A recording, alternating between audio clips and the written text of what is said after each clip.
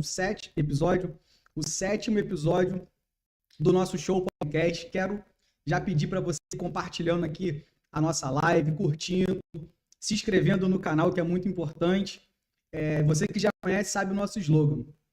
Show Pobrecast. Pessoas comuns e histórias incríveis. E hoje a gente está recebendo aqui Marquinho Naval, um pré-candidato a vereador pelo Rio de Janeiro, beleza? Passar uma de palma para eles aí, pessoal.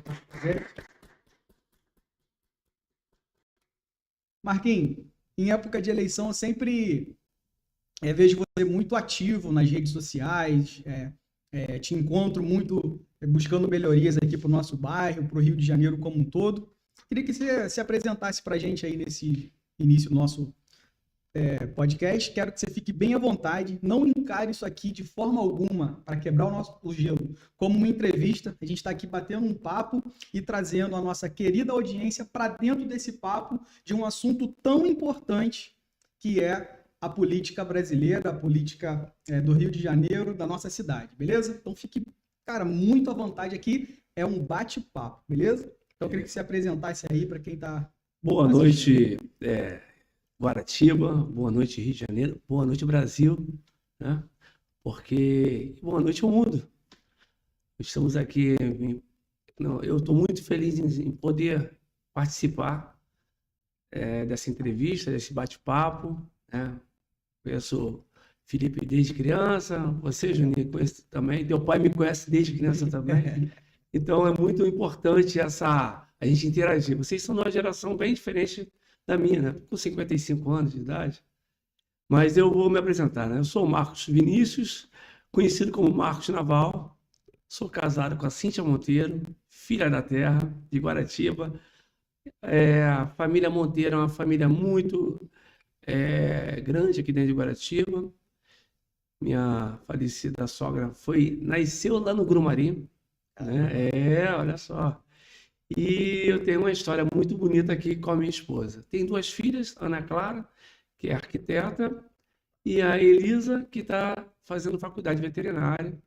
Sou o filho mais velho de 3 filhos homens. Meu pai era José Francisco, minha mãe é Dona Rosenia, doméstica, meu pai já é falecido. E a gente, quando você falou em ver quem eu sou, talvez eu possa deixar alguma coisa de fora, mas eu vou fazer uma sinopse do como foi minha vida, como é minha vida, o que eu tenho de expectativa de melhora para a nossa região dentro desse bate-papo. Mas eu comecei a trabalhar com 11 anos de idade, dentro de Guaratiba. O meu primeiro trabalho foi cortando capim. E o meu primeiro patrão foi o pai do Fernando, dono do Fernão, de iogurte. O pai do Dom Fernão, o pai dele foi seu primeiro patrão. Foi meu primeiro patrão, seu Hélio. Falecido Hélio. Eu cortava os capins, levava lá para as cabras. Eles tinham uma fábrica de iogurte natural. Eles faziam iogurte lá na matriz. Eu lembro. Eles eram de lá da matriz. E final de semana a gente vendia esse iogurte para a Zona Sul. E ali aprendi muito. Tenho muita amizade com o Fernando, com a família do Fernando. E hoje, depois disso, estudava. Era um momento que eu estudava de manhã, trabalhava à tarde. Aí depois eu saí dali e fui trabalhar em outro local. Eu tinha como estudar de manhã, trabalhava à tarde, trabalhava sábado e domingo também, ganhava mais. Meu pai era funcionário autônomo, trabalhava com pintura, com obra. Minha mãe doméstica. Então, nada mais justo a gente, como filho mais velho, ajudar dentro de casa. E esse meu lado sempre trouxe, desde pequeno, ajudar, primeiro dentro de casa, depois ajudar o pessoal da rua. Aprendi isso com meu pai. Estudei aqui no Colégio Narcisa Amália. Estudei ele também. Então, Estudou com a Elisa?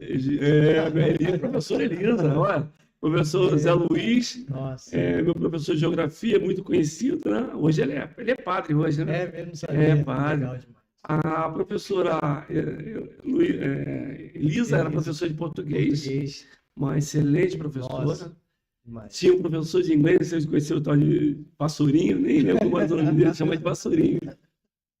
também só falava inglês. Entrava em sala de aula falando inglês e saía falando inglês. A gente não conseguia entender nada do que ele falava. Por quê? A gente não tinha uma estrutura de escola particular para você ter noção do inglês. Depois que fui aprendendo. Eu fiz curso de inglês com o passar do tempo, me preparei para entrar para a Marinha. E em 89 eu entrei para a Marinha e há 2 anos atrás fui para a reserva. Então, tive um momento excelente na meu plano de carreira, que eu passei pela Marinha. Fui recruta, soldado, fui cabo, sargento, suboficial. Fiz mais de 25 cursos pago pela Marinha. Sou da área de mecânica, fiz mecatrônica, sou formado em mecânica também. Aqui fora estudei, fazendo mecânica, e depois lá dentro me especializei na área de mecânica. E a gente aprende muito, né? E a gente que é pobre, a gente quer ver o quê? Nossos amiguinhos também crescer junto com a gente. E eu botei na minha cabeça, um dia eu vou ajudar quem precisar de ajuda nesse aspecto de educação. Eu tenho um amigo hoje chamado Rafael Jatobá. Eu queria entrar para a Marinha, eu estudava com ele. Ele é comandante hoje da reserva. Aí eu ia para a casa dele para estudar com ele. Um dia desse, eu passei em frente à casa dele, estava lá, em frente ao portão na casa da avó dele. Falei, fala, meu comandante. Ele, Marcos, tudo bem? É maneiro, já se passaram 40 anos já. Isso tudo, eu estou 35 anos que eu fiquei na Marinha. E a gente vê como é que passa o tempo, né? Vocês hoje estão fazendo uma entrevista com uma pessoa que tem uma história bonita dentro de Guaratiba. Eu sempre gostei de ajudar o próximo. Isso começou em 1981. Vou te contar a história. Meus pais moravam em Belford Roxo, lá perto onde teu pai morava. E meu pai teve hepatite B. E minha mãe teve que operar mioma. Tudo junto. Meu pai ficou 2 meses internado. Minha mãe operou, ficou internada quase um mês. No mesmo período. Mesmo período. Eu era o filho mais velho da casa, com 10 anos para 11 anos de idade. Tinha que cuidar dos meus irmãos, pequeno. E não tinha parente. Só vizinhos. E eu lembro que quando minha mãe foi internada, ela falou, não, os vizinhos vão cuidar de você. E cuidar. Os vizinhos. Os vizinhos cuidar. E eu lembro que a nossa preocupação aqui, meu pai naquela época não tinha Bolsa Família, meu pai era autônomo, não tinha carteira assinada, não tinha fundo de garantia, não tinha nada para poder manter a família. Trabalhava, levava para dentro de casa. Se não trabalhasse, não tinha que levar para dentro de casa. E eu lembro que esses 2 meses que meu pai ficou internado, minha mãe falou para mim assim, filho, ela ficou internada depois de uns 15 dias. A operação que ela fez complicou, deu uma complicação, mas ela voltou para casa e o vizinho cuidando dela. Ela falou assim, meu filho, Deus proverá, não vai faltar nada para a gente nesse período. Júnior, diante de Deus, foi a época que eu mais comi bem. Que vocês não conhecem o que é passar fome, né? Mas eu lembro que a gente só comia frango com batata de domingo. Durante a semana era arroz, feijão, um ovo frito, não tinha ovo, farinha, uma batatinha frita, um empim. Isso era o nosso almoço, não tinha carne. E nesse período de 2 meses que meu pai ficou internado, de manhã cedo tinha pão com queijo, pão com ovo, bolo, leite com chocolate, café com leite. Na hora do almoço tinha frango na panela, tinha bife, tinha carne de variados sabores.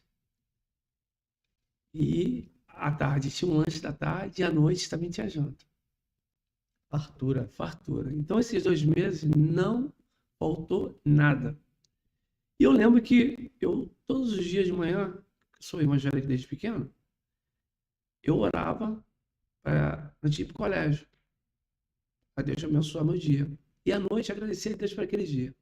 Mas sempre à noite eu pedia, Senhor, abençoa essas pessoas que estão trazendo mantimento aqui para minha casa. Porque o que seria delas, da gente sem elas?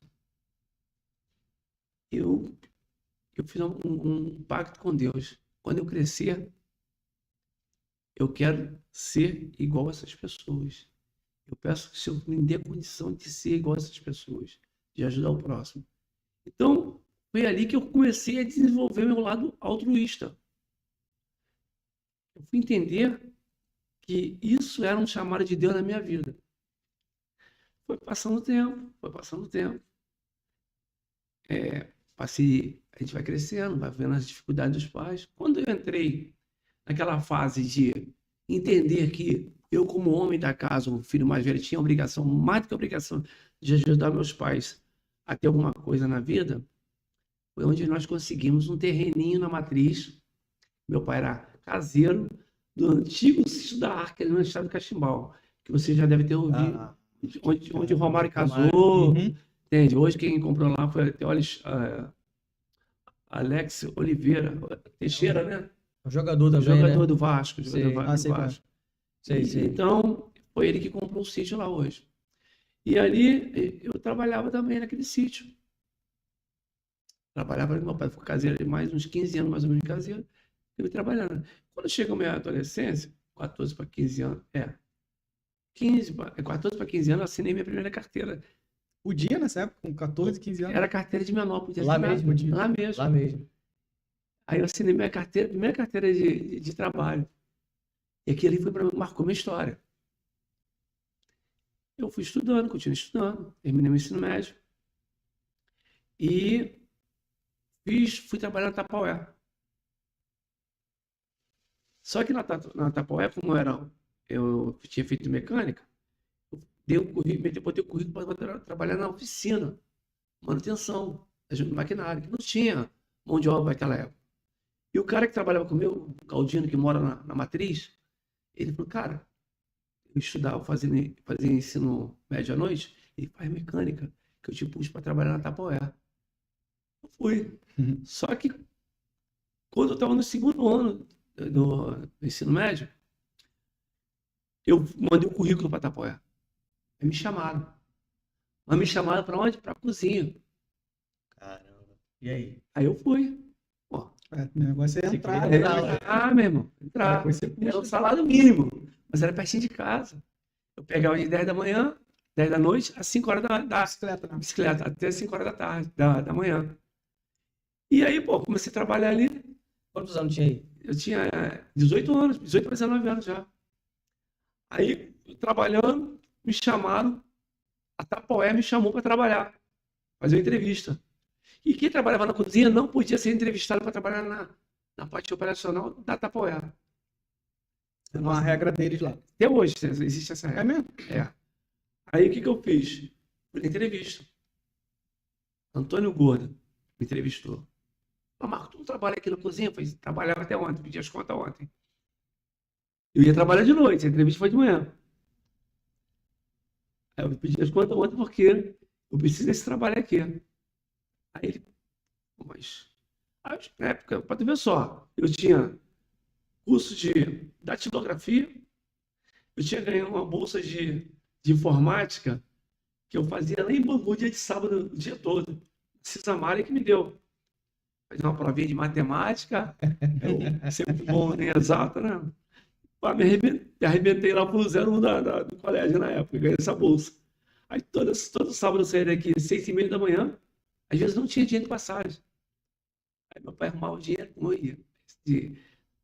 Era 8 horas da manhã lá, de 8 horas da manhã até 5 horas da tarde.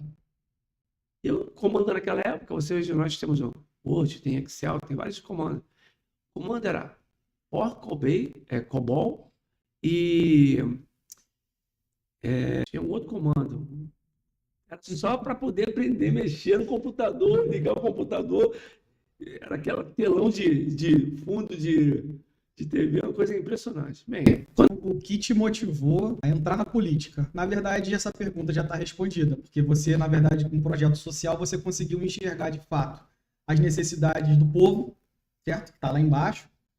E eu acredito que a política seja um meio facilitador de você conseguir, em grande escala, alcançar a necessidade que você já conhece aqui do nosso bairro. Então, ao mesmo ponto que você conseguiu enxergar, que só fazer um parênteses de uma coisa que você falou lá atrás, que é uma frase que o pastor Marcelino, você conheceu, né? claro, uma pessoa de Então, assim, Excelente caráter. isso. Então, ele sempre falou assim para mim. Você comentou que a sua mãe orava para que não faltasse nada dentro de casa na falta dela e do seu pai quando eles estavam internados. E não faltou e teve abundância através dos seus vizinhos. Sim.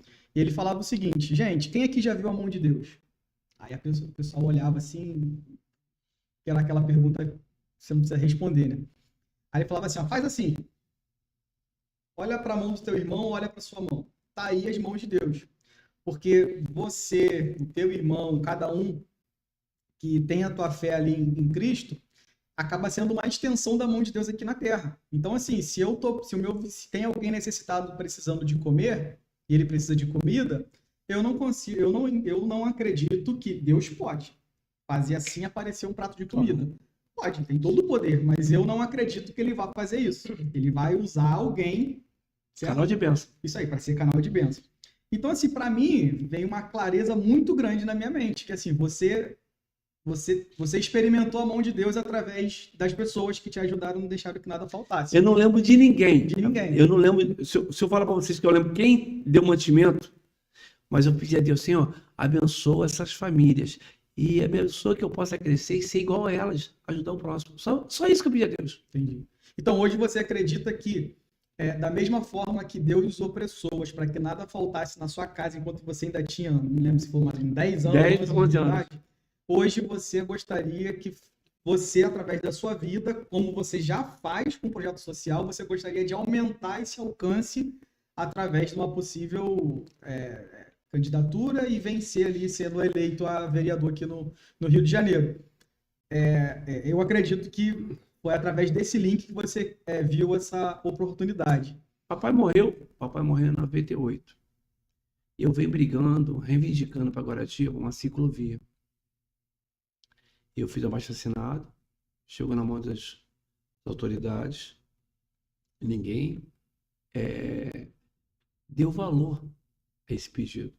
E foi por ofício. Ofício, registramos, documentado, certinho. Tive 25 mil assinaturas. Na época, não tinha Instagram, não tinha Facebook, era andar e... como é que era? Orkut. Eu nem curti porque eu não tinha computador em casa, entendeu? Mas tinha essas paradas assim. E eu lembro que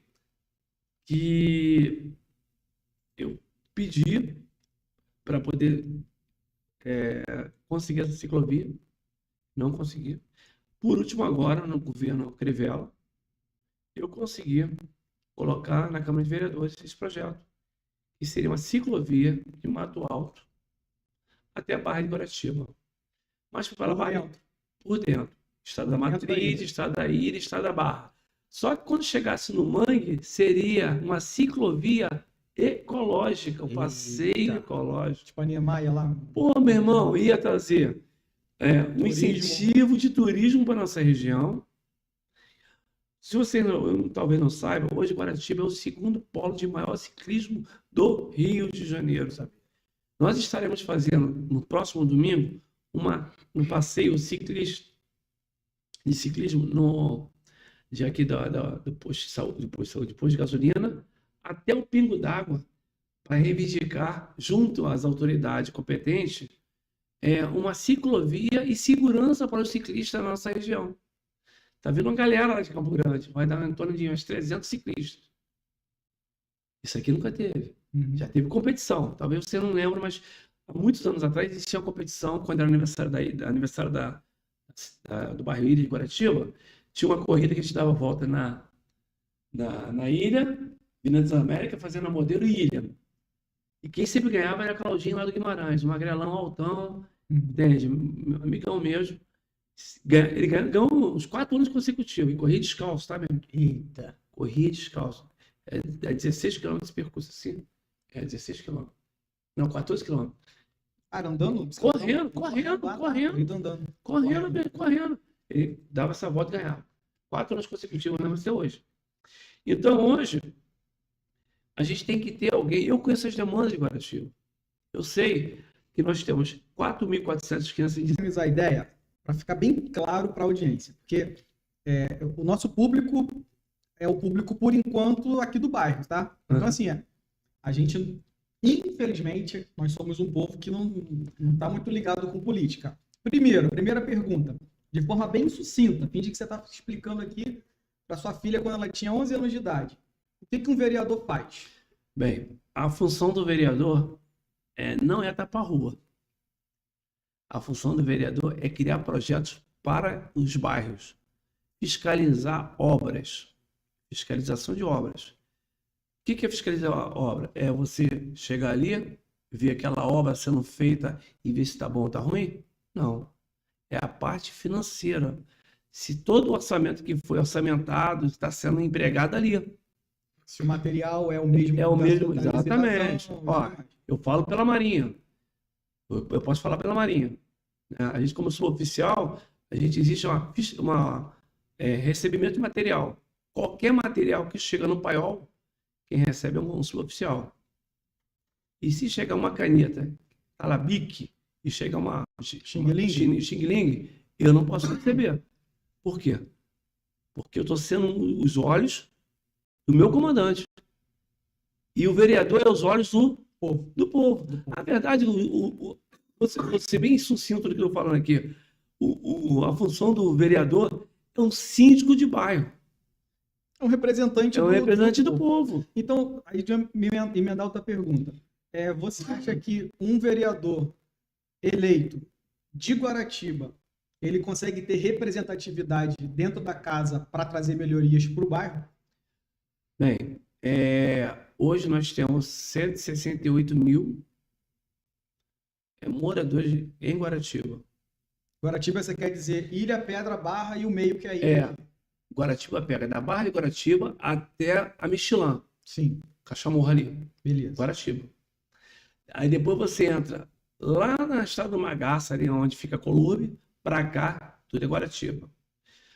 Guaratiba vai até o Pingo d'Água, mais ou menos. Que dali para lá já pertence à área de Sepitiba, de Santa Cruz. Ela entra por dentro, Brisa, não vai na Brisa, a Brisa já pertence a Sepitiba, e vem beirando ali a orla. Quantos mil? 168 mil moradores.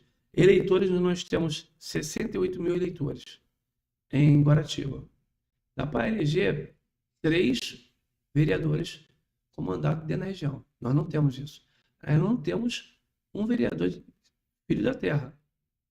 Só morador. Só morador. Já teve morador. Não Já teve teve aquele morador. cara, só morador. Mas mesmo assim, hoje, você conhece um vereador que mora dentro de Guaratiba? Nenhum. Porque nunca teve. E até porque, como você falou, Júnior, o povo só acordou para a política de uns 4 anos para cá. Isso porque estava se sentindo incomodado por estar sendo lesado pelas autoridades competentes. Quando você começa a sentir peso no bolso, onde o teu imposto está sendo cobrado e você não está tendo direito à retribuição do governo, o que acontece? Opa, tem alguma coisa errada, eu estou pagando, não estou recebendo. Chamar a atenção. Atravessou a Serra da Catafunda para lá, caraca, tu tem ciclovia, tu tem praia, tu tem parque para as crianças, tem academia de terceira idade, tem projeto esportivo na praia. Tu chega ali na hora do recreio, bar, cara, um projeto ao lado do outro, e do governo que paga isso. E aqui não tem. Olha, eu acabei de vir de Bom Jesus, Tabapuana e São Fidélis. Sim, eu conheço. Por isso que a gente não estava conseguindo se comunicar. E é impressionante a quantidade de praça pública com uma quadra para as crianças jogarem bola E um parquinho. E Ilha de Guaratiba não tem. A pracinha que eu me lembro é do Largo da Ilha, que tinha 2 balanços e uma gangorra. Sempre estavam ruins. Então, tudo danificado. Então, olha só, hoje... Então, a pergunta central para quem está ouvindo a gente, de forma bem prática, exemplo, você ou alguém aqui da região. Caso você ou aqui da região eleito, vai ser, na verdade, de forma bem prática, vai ser um representante aqui do nosso bairro para tentar brigar por melhorias. Um cara que você, por exemplo, que entende aqui as dores do bairro, tentar tratar essas dores. Por isso que seria importante a gente se juntar para tentar eleger uma pessoa aqui Bem, de Guaratiba. Né? você acabou de falar tudo. Eu vou falar da Pai Educação. Posso falar um pouquinho? Porque a minha briga é essa. Como é que eu vou preparar a nossa garotada se a gente não tem uma escola técnica? Não tem Guaratiba.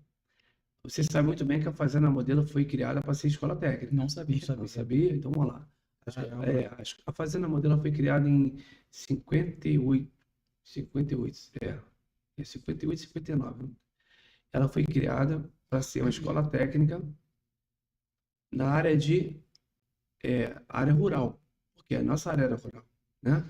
Guaratiba foi o maior produtor de cereais no início do século passado e talvez se um dia vocês chamarem o Márcio, que é o nosso professor, o Márcio Fernandes, que sabe tudo de Guaratiba, né? Tem vários livros escritos, inclusive. Tem que vir aqui também. Eu comprei um livro dele há pouco tempo, e ele começa a falar dos moradores. Quem é quem aqui? Da onde veio o lance todo? Porque houve uma época aqui em Guaratiba, você veio de quem? Sou fulano de tal. Então, hoje já não acontece mais isso. Desconhecia bastante. Aqui é Juninho de Sujinho, Felipe de Sujinho. Exatamente. Mas porque Antigamente o teu pai fez o nome dele.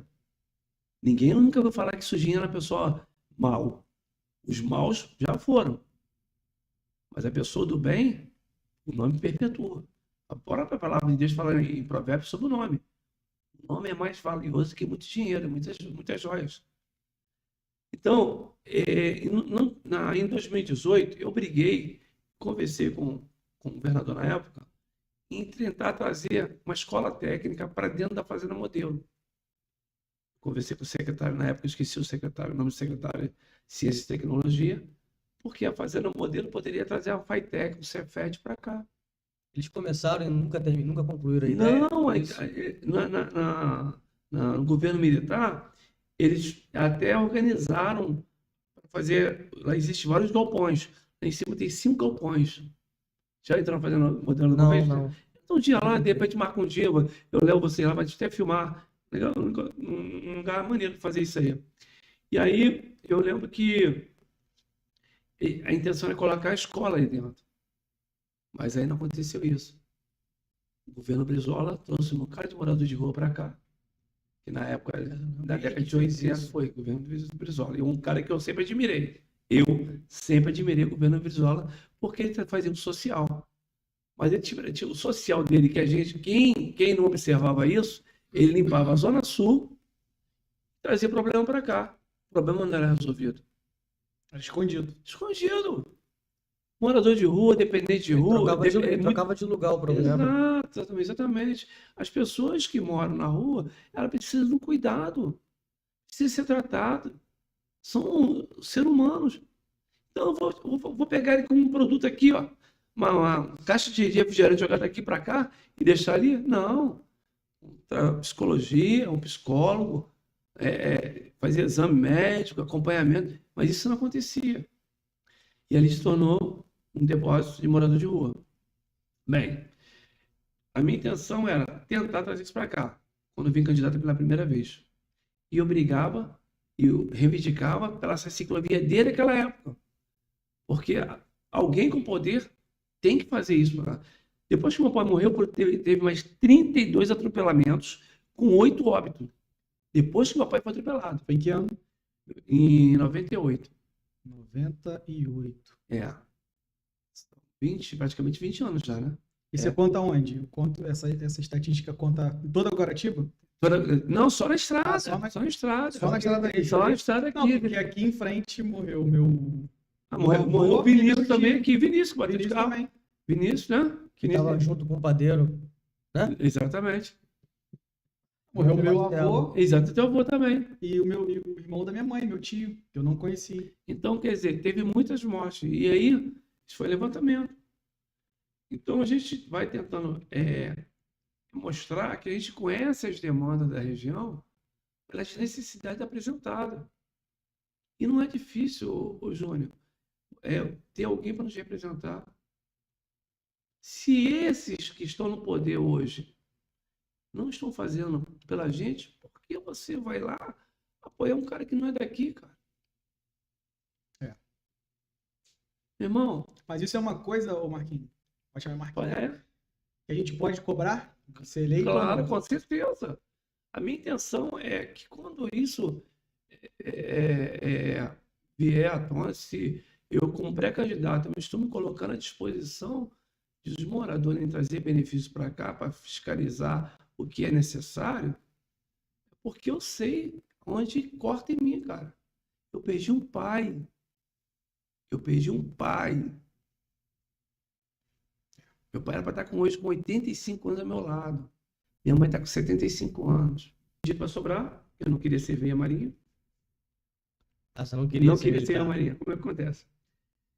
Todo ano, você sobra no alistamento, antigamente tinha 5 anos para você ir lá e carimbar todo ano. Não sei se continua assim ainda Não, hoje. sobrei. Quando eu sobrei também. Todo sobrei. ano, durante 5 anos, você ia lá carimbar.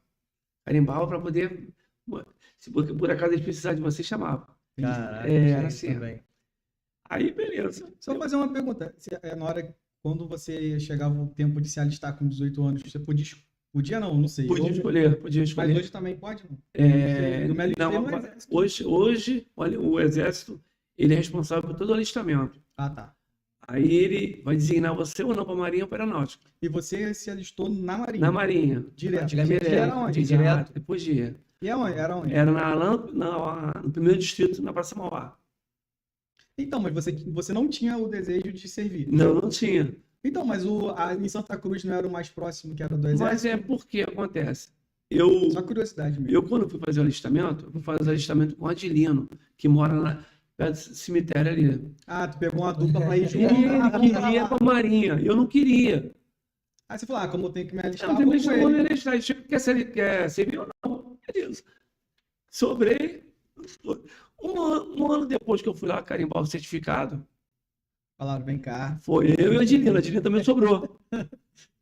Aí tava assim, 6 um fuzileiro naval. Eu ganhava 550 cruzeiros na Tapoé. Salário inicial do fuzileiro, 730 cruzeiros com plano de carreira. Eu não sabia nem o que era fuzileiro, não tinha nem noção. Hoje não existia essa tecnologia que existe hoje, né? Eu falei, pô, caramba, que negócio maneiro, né? Mas eu adiro, pô, quero ir pra Marinha, cara, vamos fazer concurso. Eu falei, cara, eu não consegui um alistamento, não vai para concurso, vamos fazer. Aí, pô, pegou lá o programa, fizemos. Ele pagou minha inscrição, que eu tava duro. Ele pagou minha inscrição. E aí ele ia para minha casa para estudar. Eu dava aula de matemática para ele, a gente estudava. Era matemática, português, conhecimentos gerais, geografia e redação. Aí ele ia para casa para estudar. Eu dava aula, eu sempre fui muito bom em matemática, eu dava aula de matemática para ele. E no final das contas, eu passei. Não sei se vocês pegaram o jornal dos esportes, que é Folha Rosa. Não. Não. Existia um jornal de esporte que Tinha novinho. qualquer concurso que tinha, você saía ali a relação de quem passou ou não, dos aprovados, né? E eu lembro que meu nome veio assim, na terceira linha de 1.000 inscritos, 1.000 concursados. Aí eu falei, muito legal. Eu achei que a Dina tinha passado também, que não tinha uma inscrição. A Dina chega lá em casa, pô, cara, não passei na prova. Eu falei, caramba. Eu não quis, eu passei, você querendo. Beleza. Entrei pra Marinha, fui lá no recrutamento, ralei pra caramba. A gente que naquela época, hoje já existe mulheres, a primeira turma de mulheres foi agora, recentemente. Eu estava lá na formatura da primeira turma de mulheres, inclusive parabenizei a primeira colocada delas, que foi um orgulho para as mulheres, né? Afinal de contas, elas estão conseguindo abrir espaços que na década de 90, de 80, não conseguiam abrir. Uhum. E as mulheres estão conseguindo galgar grandes degraus, né? Espaço dentro da área profissional que muitos homens não têm essa oportunidade. E aí eu entrei para a Marinha, fiquei ali, houve uma mudança de plano de carreira. Em 91, fiz a prova para cá, eu passei. Fernando Collor entrou. Meu nome veio na aprovação para cursar para cabo. Uma semana. Na semana seguinte cortaram. metade da galera. Cara, E a gente, naquela época, existia uma lei, não existia a lei do salário mínimo. O funcionalismo público, ele poderia trabalhar e ganhar menos que o salário mínimo. E nós pegamos essa lei, essa época. Eu ganhava, o salário mínimo era 660 cruzeiros. Mas trazendo para hoje era quanto? Dava Hoje, 550 reais. o salário. Era, No dia de hoje. de É como hoje. se hoje você trabalhasse exatamente, era 30 só uma dias. ajuda de passagem. Aí o que eu fiz? Eu pedi para ir embora. Era pouco, aqui fora eu ia ganhar mais. Se eu trabalhasse na área de mecânica, eu ia ganhar mais. Se eu fosse trabalhar de motorista, eu ia ganhar mais. Se eu fosse qualquer área que eu fosse colocar meu currículo, até na área de segurança, perito, armamento, qualquer tipo de armamento que você imagina, eu monto e desmonto. Sempre fui da área de mecânica. Só tinha a acrescentar aqui fora. Vou ganhar dinheiro lá fora. Aí eu pedi baixa da Marinha em 91. A Marinha, o que ela fez? Foi o ano que mais pediram baixa, por causa do baixo salário. Pegou os militares mais classificados, com mais pontuação, e enganjou por ordem. Eu louvo a Deus por isso, porque Deus já tinha preparado o meu caminho. Eu falei, caramba, nossa, toda. Eu estava namorando a minha esposa nessa época, pronto para casar. Enganjou, você diz, de recruta para soldado? Para soldado, Soldado. Aí eu fiz aí acabou a prova, por causa da contenção de despesa. Aí não tinha nem expectativa de quando eu fosse a cabo. Aí dali a 2 anos abri o concurso novamente, mas era por indicação. Aí eu estava dentro da indicação, que eu tinha toda a pontuação, preenchi todos os requisitos, fui a cabo. Em 96, fui servir em Niterói. Aí me chamaram, me mandaram para servir em Pará de Lucas, tem um quartel de Pará de Lucas, servi por um bom tempo. E quando chegou em 98, meu pai foi atropelado na Matriz, perto do mercado Joadri. Ele chegava ao trabalho, tinha hábito de pegar meu sobrinho, botar na bicicleta, todo dia andar com ele no bairro. O neto dele. O neto dele, filho do meu irmão. E eu lembro que aquele dia ele chegou do trabalho, meu sobrinho, vô, anda de bicicleta. Não, o vô vai jogar sinuca. Você fica aí que você vai jogar sinuca. Saiu de casa, quando pegou a rua principal, o cara veio, pum, levantou. E eu estava chegando no quartel, que na época já tinha Kombi. Eu fui o pioneiro aqui em Guaratiba de transporte alternativo, fundei a cooperativa de transporte alternativo da Barra de Guaratiba, a Campo Grande, em 95. Eu e o Valquir, o famoso Roberto Carlos. Valquir? Valquir. Sabe que é Valquir? Lá da igreja. Exato, da igreja, Valquir. Pô, pode perguntar a ele. Eu comprei uma Kombi Zero, ele tinha uma Kombi velhinha lá. Não, não tinha nem a Kombi velhinha, tinha uma Topic, velho. Aí deu problema. E aí, nesse meio tempo, nós montamos a cooperativa. Então, transporte alternativo não existia nada que do poder paralelo que existe hoje naquela época. Tinha milícia, não tinha nada. Então a gente trabalhava tranquilo, sem problema nenhum. E o que aconteceu? Que eu estava chegando, estava na altura, estava fazendo a modelo, veio um colega de Kombi, parou na Kombi do meu lado, teu pai acabou de ser atropelado lá perto do mercado. Estão tentando socorrer ele. Peguei a Kombi, cheio de passageiro, que eu já vim de quartel com a Kombi. E já lotava de Campo Grande para cá para rodar. Rodava até meia-noite, 11 horas da noite, para ganhar um dinheirinho, né? Uhum. E aí cheguei, meu pai estava caído no chão. Gritava muito, né? Ai, meu Deus, ai, meu Deus, ai, meu Deus. Eu lembro que um bocado de gente volta assim. Na época existia um anjo do asfalto. Eu lembro. Lembra disso? Lembro. Aí ligamos para o anjo do asfalto, até o anjo do asfalto chegar. Eu peguei ele, pai, a pancada arrancou a orelha dele aqui, tinha um crânio que ficou horrível. A orelha do meu pai ficou pendurada. Peguei ele assim, botei no meu colo, falei, pai, é o Marquinhos que está aqui, e não estou enxergando nada. Calma, Marquinhos está aqui, eu vou orar pelo senhor.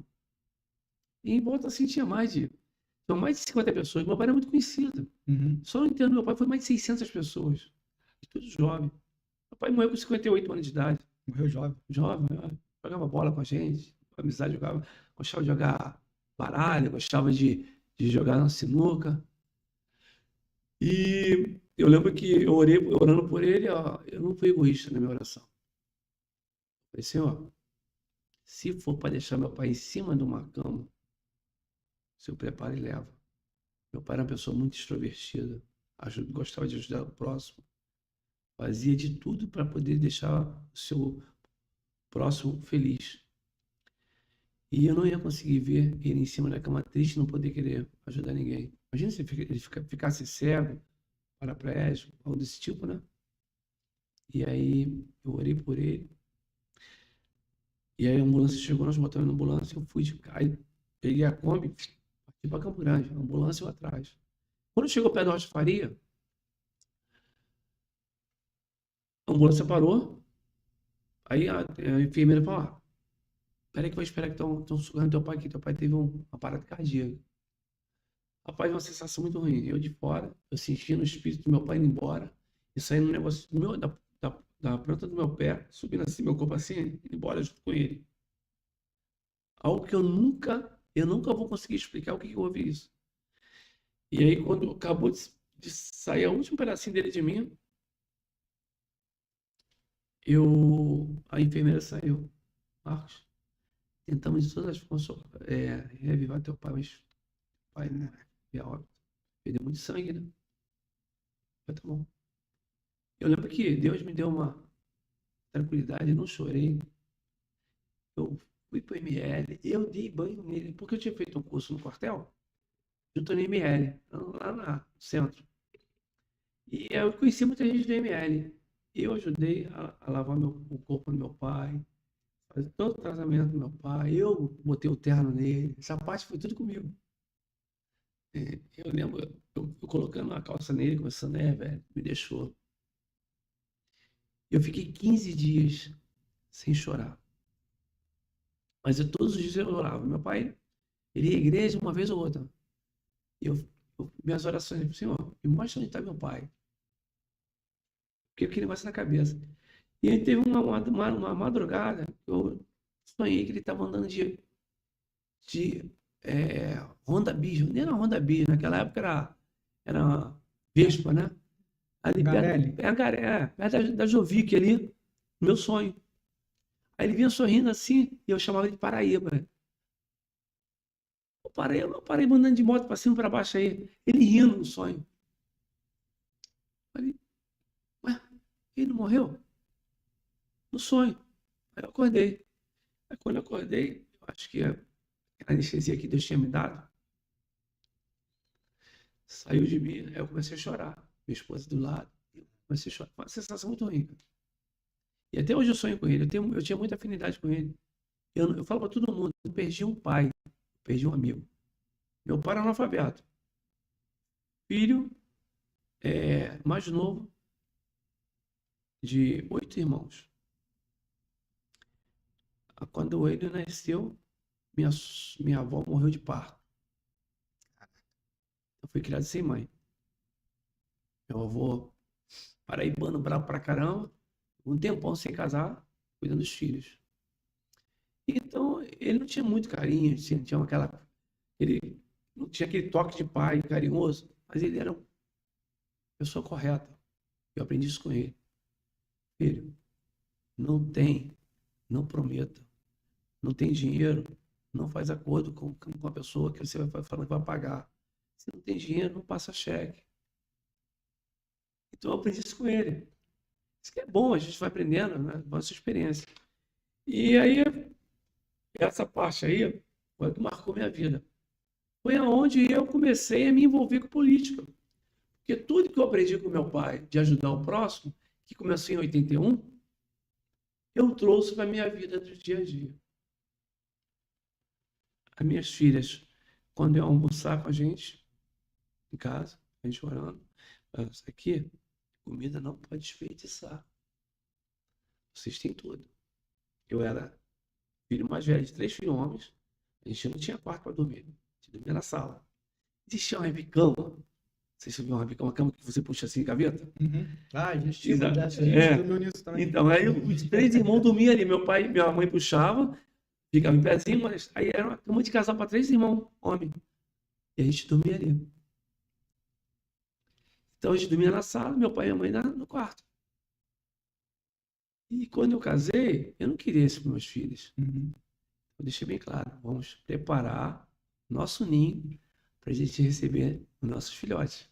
E vi 2 filhotas lindas que vocês conhecem, e que são bênçãos na minha vida. E a gente está trabalhando com elas até hoje, porque quando você se torna pai, você entende que você vai levar as tuas filhas, teus filhos vão ser criança pro resto da sua vida. Minha filha já é uma mulher, casou agora, né? A mais nova já é uma mulher, já 22 anos de idade, vai fazer 22. Então são pessoas totalmente independentes, já dirige, já faz tudo que uma pessoa adulta faz, elas fazem. Uhum. Só um orgulho, mas eu cuido, tenho mais cuidado com ela. Chamo atenção quando necessário. Eu sou muito chato. Eu me vejo. Às vezes eu falo para assim, eu não queria estar na pele de vocês como eu sou com vocês. E às vezes eu pego no pé de vocês porque eu amo vocês. Então, essa parte é... Então a gente vai trabalhando. Começamos a montar um grupo lá na matriz de futebol. Vai dentro do projeto. Eu tenho hoje chamado Semeando Amor com Amor. Esse projeto nós criamos a primeira escolinha de futebol da matriz. E depois foi crescendo. Vocês devem conhecer o Hugo, que é dono, filho do Mercado Joadria, sabe quem é? Conheço, mas não. Então, ele me ajudava, o Dia também, que mora lá, também me ajudava com esse projeto das crianças. E nós ficamos à frente dessa escolinha 12 anos. Eu fui embora para Brasília, a escolinha se manteve. Eu consegui trazer para cá o projeto do Zico, que era na matriz, e a gente conseguiu manter. Eu voltei, o projeto acabou. Aí eu reativei o projeto. Só que quando você começa a ver que só a sua força ela não vai trazer benefício para a sua região, e o que a política é necessário dentro da sua região, as pessoas têm que ter consciência do que você está fazendo para a sua região, só a política vai te mostrar isso. Então, eu comecei a correr atrás. Parceria aqui, parceria ali. Os empresários começaram a me ajudar. O João Carlos mesmo me ajudou. Alfredo até hoje me ajuda. Paulinho, dando bom atacadão. O Zeca da Jovic. Alfredinho, né? O Jaime Emergência, né? Lá do Carapiá, matéria de construção. São amigos que eu tenho de longa data que sempre me ajudaram. E fora os outros microempresários que também me ajudam sempre. O próprio Fernando, aqui o Fernão, me ajuda também. E a gente começou a fazer um trabalho, uma parceria dentro da comunidade. Quando chegou a pandemia, aumentou a necessidade de ajuda. Aumentou a necessidade de ajuda. As famílias não tinham comida. E eu vou fazer o quê? Como vou fazer? Rede social. Você trabalha em rede social. Aí, eu estou precisando de mantimento, precisando de remédio, precisando de roupa. Chegou uma época que eu recebia 1,5 tonelada de mantimento por dia. Rapaz, eu te conheço e não fazia ideia. Eu sabia que você ajudou pra caramba nas enchentes. não Sim, foi também? eu fui para Eu Petrópolis, lembro de você fui para Jardim Maravilha. Então, mas esse projeto tem um nome? É o Semeando Amor com Amor. Ah, tá. Começou no futebol, É. mas não parou ali no futebol. Não parou nem mais. tá. E quem botou esse nome foi minha esposa, tá? Eu não tive ideia. A gente que é homem não tem esse toque, esse feeling, isso é mais feminino, né? E aí, ela, não, vamos ajudar o próximo. Ela abraçou a ideia de querer ajudar. E a gente começou a trabalhar. Para tu ver só, nós levamos para Petrópolis 5 toneladas de mantimento. Levamos 25 mil peças de roupas. Peças semi-novas. Tinha gente da Barra que ligava para mim, Marcos, tem como vir aqui? Vou fazer uma pergunta, tem uma sede ou isso você toca? Temos a sede na matriz. Tem a sede na matriz. Ali ao lado do Mercado de Joadria. Ah, tá. Nós temos Aí tem gente trabalhando, Nós recebendo, temos lá hoje. olhando as demandas, Exatamente. tudo isso.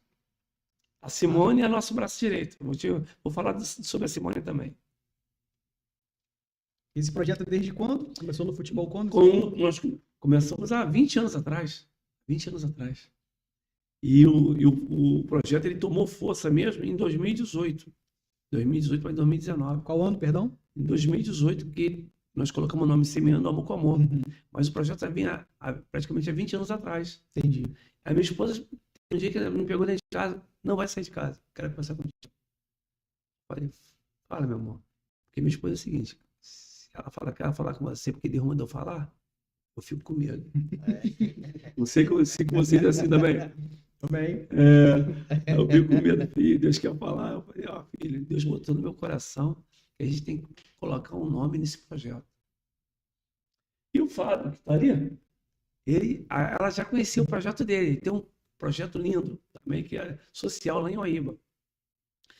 Ele conseguiu, durante a pandemia, ajudar com mais de 25 toneladas de mantimento para a família lá de Cosme, Oíba, aquela área toda. Paciência. Exatamente. Então, nós acabamos pegando um pouquinho da cola dele e trazer para cá.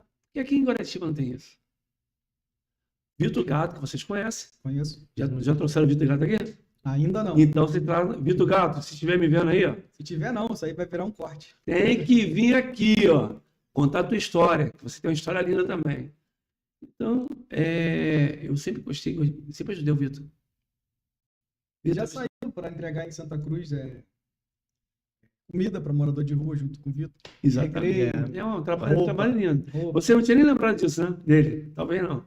Não, já tinha, tá no radar. Exatamente, isso aí. Tá sempre pedindo ajuda, né? E ele é muito importante para nossa região, tá? Ele é altruísta de natureza mesmo, o cara. O que eu me amarro nele é que ele senta ali na rua, troca ideia com o morador de rua, ele evangeliza, ele ora, ele chora, ele ri, né? É desse jeito. Então, é muito Leva maneiro. pizza. Leva pizza. Leva Come pizza. a mesma pizza ali. Pega o papelão aí, esforra, senta junto com eles, troca ideia, pergunta. Muito legal. Tive a oportunidade de ir com ele uma vez. Então, aí acontece. Muito bom. Nós fizemos um trabalho em 2019, quando teve aquela enchente no Maravilha. Se lembra? Aí fizemos futebol aqui no Campo do William, para arrecadar mantimento. Arrecadamos 2,5 toneladas de mantimento no sábado. Desses que vêm os jogadores famosos? Exatamente. Aí a entrada é 1 quilo, né? Mas nesse dia do jogador famoso, não teve jogador famoso. Não, só foi a gente. Fizemos nossa pelada, conseguimos arrecadar mantimento. Eu lembro que eu tinha a minha van, né? Na época eu tinha van. Ele tinha aquela picape dele, o Vitor.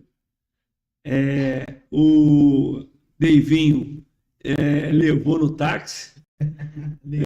Acho que o táxi dele nem era o que ele tem agora, se não me engano, era outro táxi que ele tinha. Teve uma outra Kombi lá. Sei que foi comida pra caramba, roupa pra caramba. Ajudamos muita gente lá no Maravilha. E aquilo ali acabou se tornando rotineiro para mim. Tem às vezes as pessoas ligam para mim, Marcos, eu tenho uma cadeira de roda aqui. Você sabe alguém que está precisando de cadeira de roda? Não sei não. Eu posso trazer para cá? Por quê?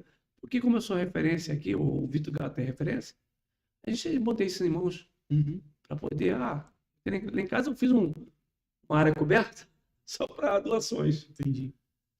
Você recebe doações também? Recebo doações também.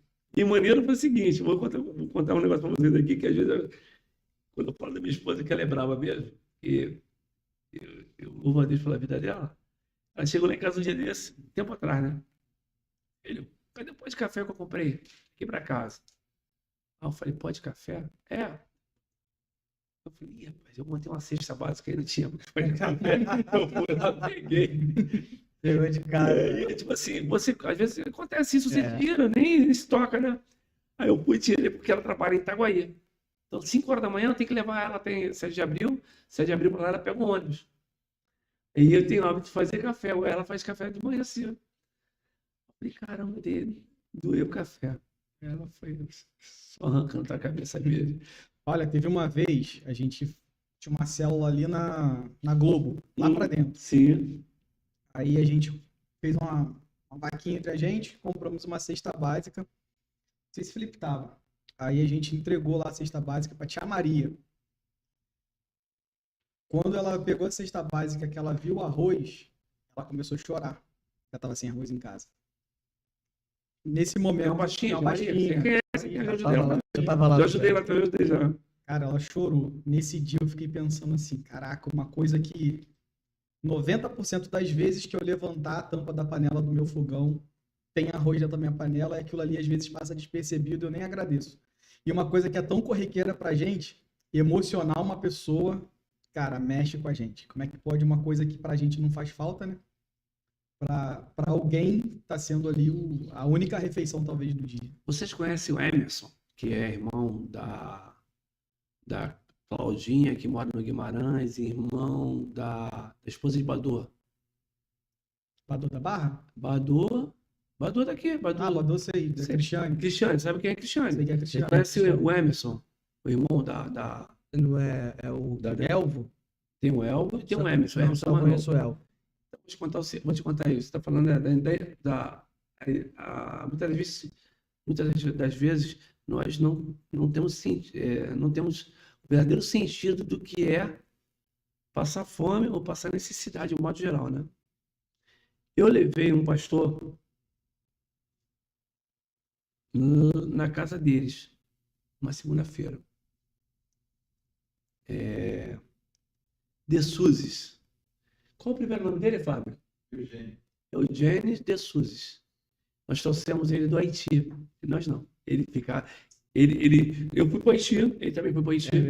Nós fizemos. Eu fui para fazer a organização política, né? A segurança pública lá, toda essa.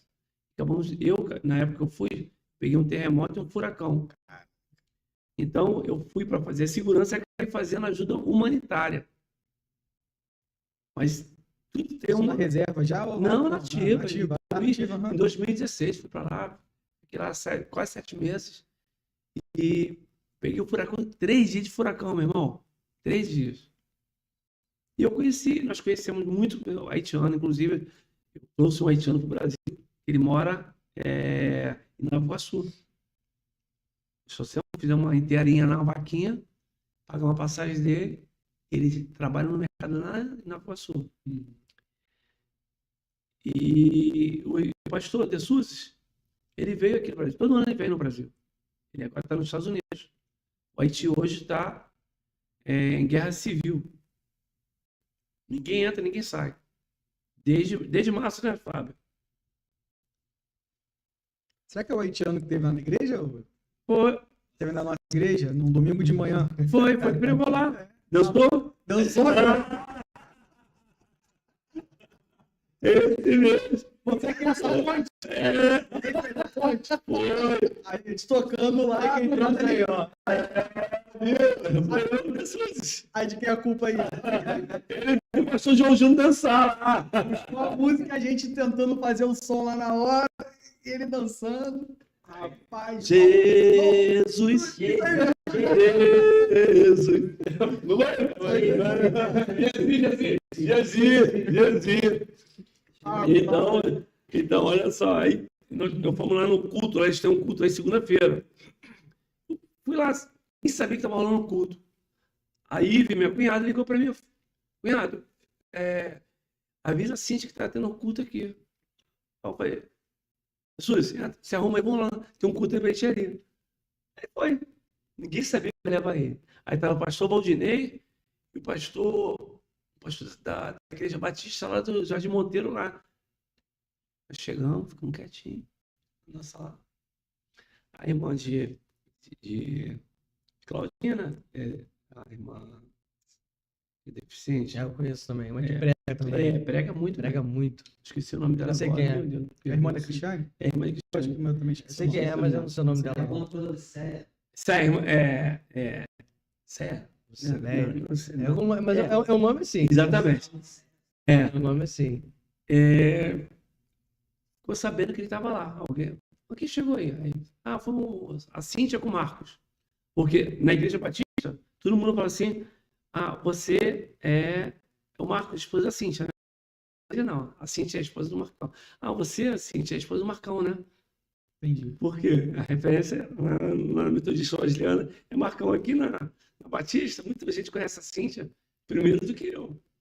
Por conta da Ive. Por causa daí, por causa do meu sogro, a Aldemir, a Marilene, Sérgio Que não pode. Peru. Sérgio Peru, né? Complicado. Peru. Sérgio Peru, que foi casado com a minha cunhada. Uhum. Então eles eram daqui, não eram daqui da Batista?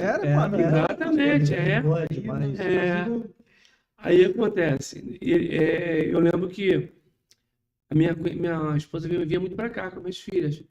Eu, como fazia parte do ministério lá na Metodista, eu não tinha muito hábito de vir aqui. Eu comecei esse namoro com o pastor João Júnior uns 4 anos para cá. Porque Arthur falava muito dele. Arthur falava, pô, cara, maneirão lá, tudo. Aí quando eu cheguei, o brother, aí, moleque, esse é um dos meus. Então, voltando ao assunto lá do culto. Chegamos lá, ele falou assim, talvez vocês não deem importância. O pastor Valdinei falou assim, muitas das vezes nós damos uma oferta, 1 centavo, 2 centavos, 10 centavos. Talvez não dê tanta importância essa moedinha, mas tem gente, por causa de 1 centavo, de R$1, está passando fome porque não tem dinheiro para comprar. Só que lá no Haiti, a moeda de lá vale, a nossa moeda lá vale 100 vezes lá para eles. R$1 vale 100. $1 vale 500 vezes. absurdo, né? E aí eu lembro que todas as igrejas que a gente levava ele contava a situação. As igrejas ajudavam.